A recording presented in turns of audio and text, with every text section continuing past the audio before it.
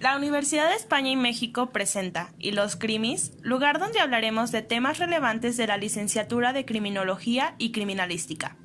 Egresada de la Universidad CLEU como licenciada en Criminología y Criminalística y por la Universidad de España y México como maestra en Ciencias Penales, damos la bienvenida a la maestra Diana Márquez, que tocará como primer tema victimología, conducido por los alumnos de la licenciatura de Criminología y Criminalística de segundo cuatrimestre, Angélica Corona y Alan Nava. Nos encontramos en la Universidad de España y México con la maestra Diana Márquez. Para comenzar con esta plática informativa dirigida a la comunidad estudiantil, la maestra Diana nos hablará sobre las víctimas en el contexto social contemporáneo. Bueno, antes que nada, buenas tardes, maestra. Recientemente leímos un artículo de su autoría titulado Víctimas en el contexto social contemporáneo, en una página que se dedica a tratar asuntos sobre ciencias forenses, pero nos causó cierta duda en cuanto al contexto contemporáneo. ¿Realmente a qué se refiere? Hola Alan, buenas tardes Angie, gracias por invitarme.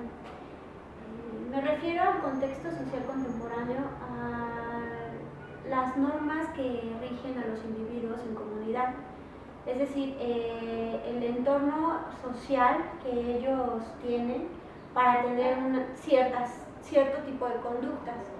En el contexto social contemporáneo implica mucho el avance de la tecnología, implica mucho el distanciamiento que se ha dado entre la sociedad y la religión.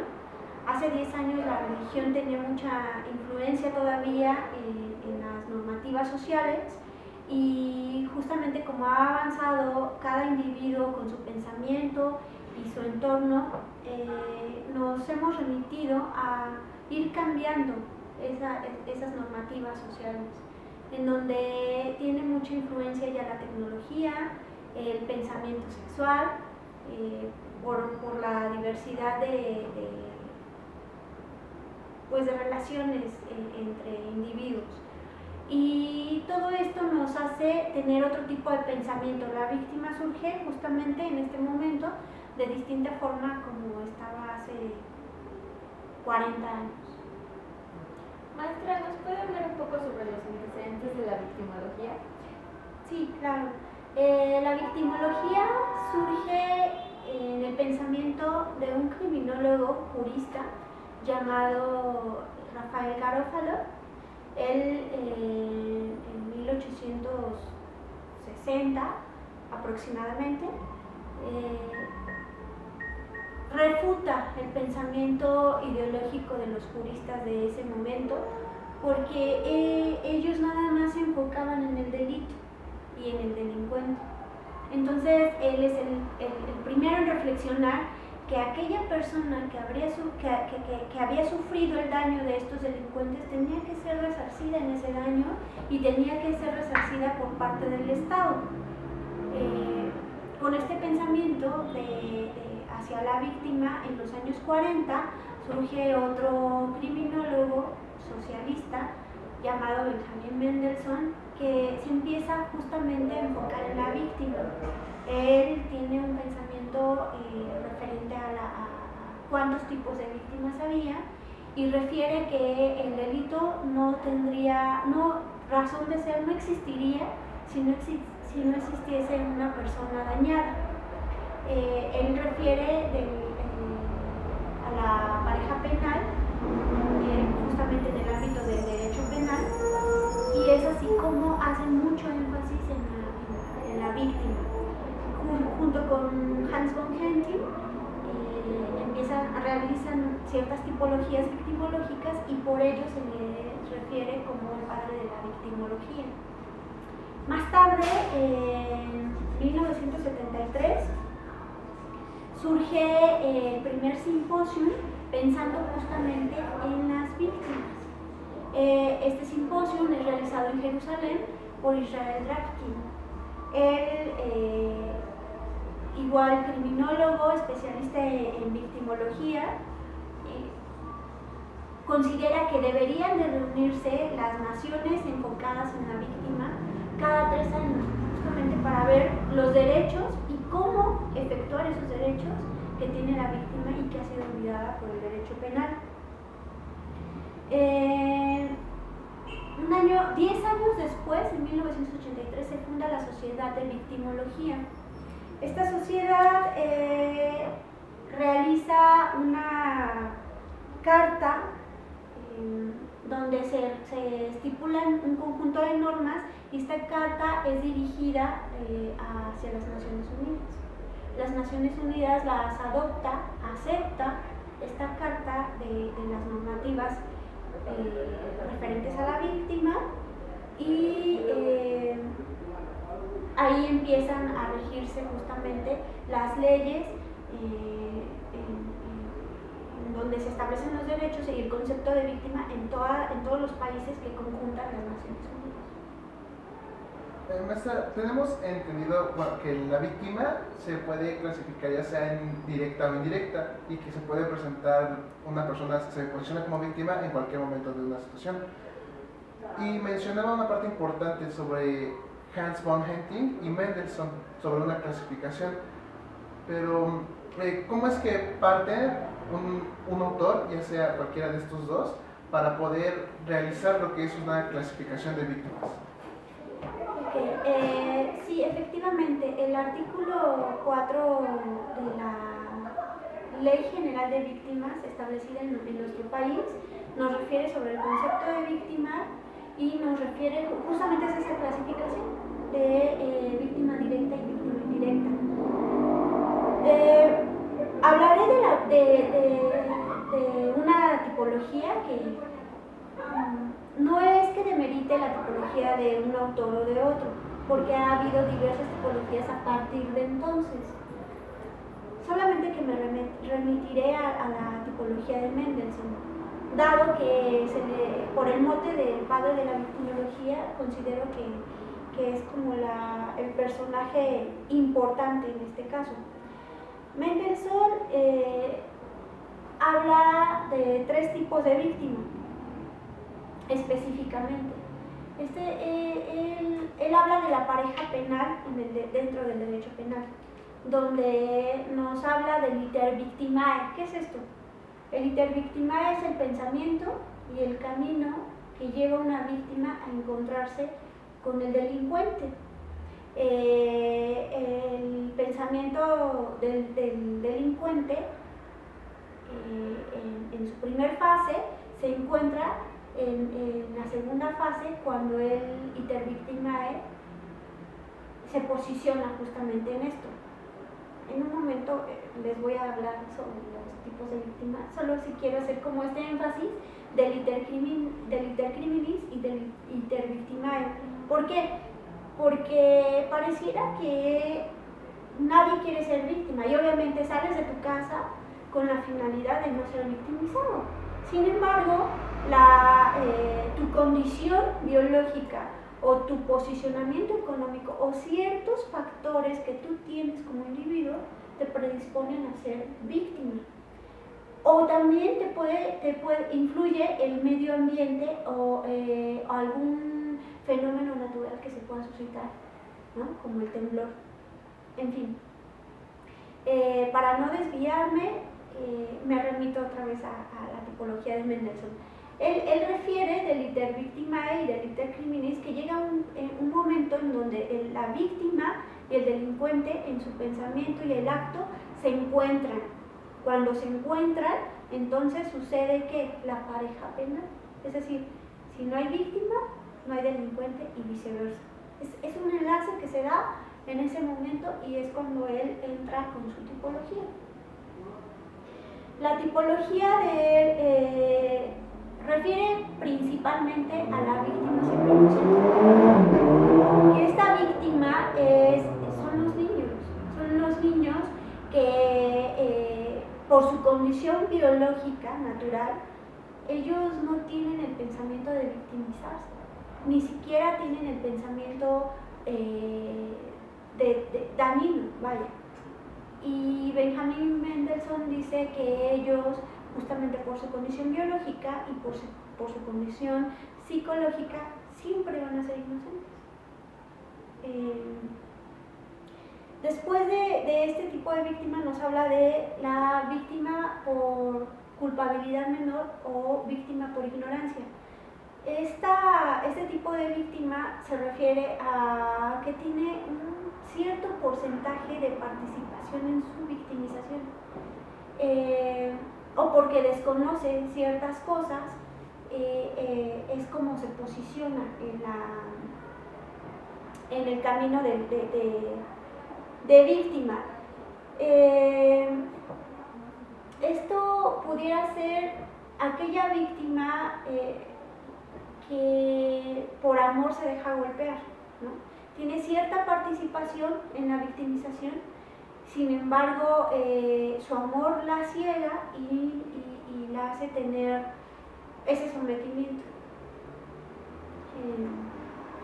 Después tenemos la víctima más culpable que el infractor, es decir, es aquella persona que se posiciona totalmente como víctima y le facilita la conducta delictiva al infractor, al delincuente. Un ejemplo sería aquellos personajes que van en su auto manejando y traen un reloj todo ostentoso y pasan con la ventanilla abajo y la mano fuera de la ventanilla en una zona totalmente delictiva. Maestra, retomando otra vez los antecedentes, desde la fundación de la Asociación Mundial de Victimología, que hasta el día de hoy sigue vigente, ¿el objetivo sigue siendo el mismo o ha cambiado en algo? El objetivo siempre, bueno, desde la Carta Fundamental que aceptó las Naciones Unidas a la fecha, tienen justamente los mismos objetivos y más. México en los últimos 10 años ha estado más interesado justamente con el nuevo sistema acusatorio adversarial que se dio en el 2008.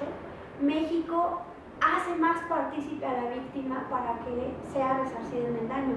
No ha cambiado en el contexto original, sin embargo, ha cambiado en la importancia que le da el Estado, en este caso México, a la víctima. Realmente, por lo que nos está mencionando, maestra, quiere decir que desde que una persona es un niño se vuelve víctima. Entonces, y con toda esta clasificación y sobre todo sobre la información que usted ha recabado en este tiempo, ¿ha tenido una clasificación de las víctimas que usted haya hecho? Sí, bueno, retomo un poco lo del niño. El niño, hago hincapié por su condición biológica, ¿no? Su condición de pensamiento vulnerado, no débil, de su pensamiento que está en formación, eso lo posiciona como la víctima idónea, porque no se puede defender por la parte biológica que es pequeño, que no tiene la malicia para pensar que alguien se acerca a hacerle daño, etcétera, etcétera. El niño se va contextualizando, el niño se va adaptando a su entorno y de acuerdo a ese entorno es como el niño se va desarrollando. El niño adopta justamente en donde él conviva, en donde él se desarrolle, el niño se va adecuando. Sí, esa parte de donde el niño es la víctima inocente por su condición.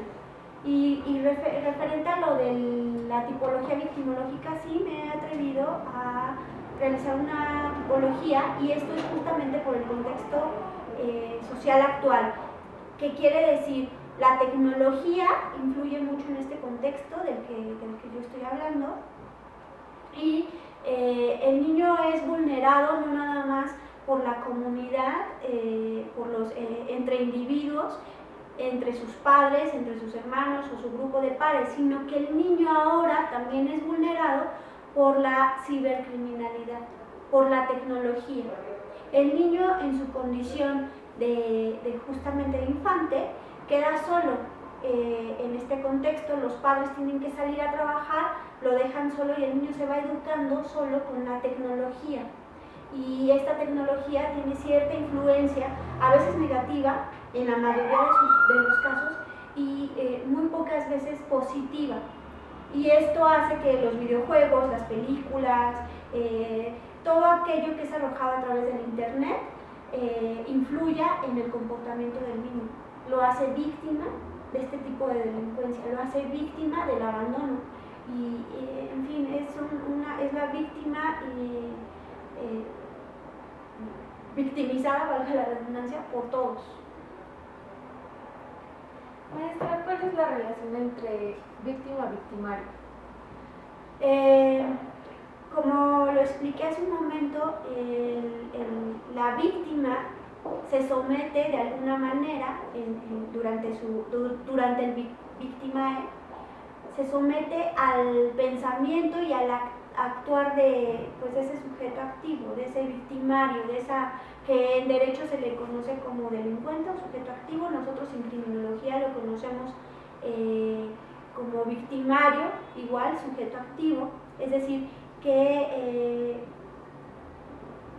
se localizan, hay una relación de pareja penal entre uno y otro, pero no nada más se genera entre individuos, individuo físico e individuo físico, sino que también hay victimarios de delincuencia organizada, que estos a veces son invisibles, que puede ser el Estado, que puede ser detrás de un aparato electrónico encontramos que alguien nos puede robar, ¿no?, nuestras cuentas bancarias, nos puede robar nuestra contraseña de nuestras redes sociales, y eso nos hace víctimas de este personaje.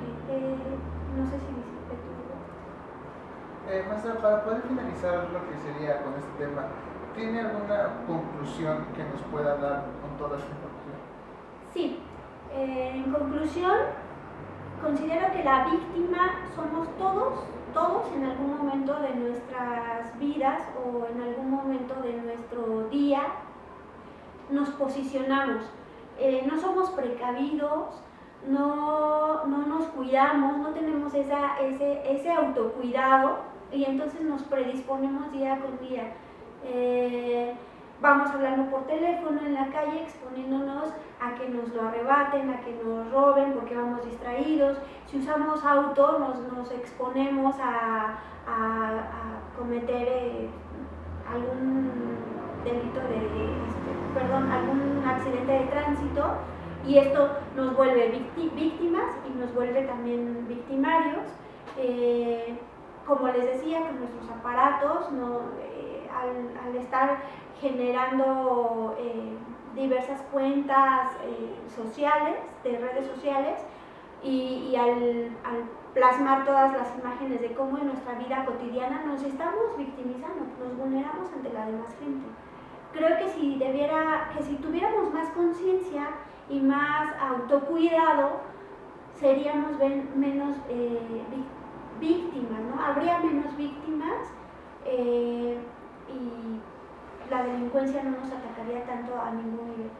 Esto significa que no culpemos al Estado de nuestra victimización de tanta delincuencia. Nosotros debemos empezar por nuestra persona para posteriormente apoyarnos en el Estado. El Estado no es el culpable de las víctimas. La Universidad de España y México agradece la presencia de la maestra Diana Márquez. Esperamos volver a tenerla otra vez en que es su canal, y los crimis. En la caja de información van a poder encontrar el link del artículo de la maestra. Excelencia educativa a tu alcance.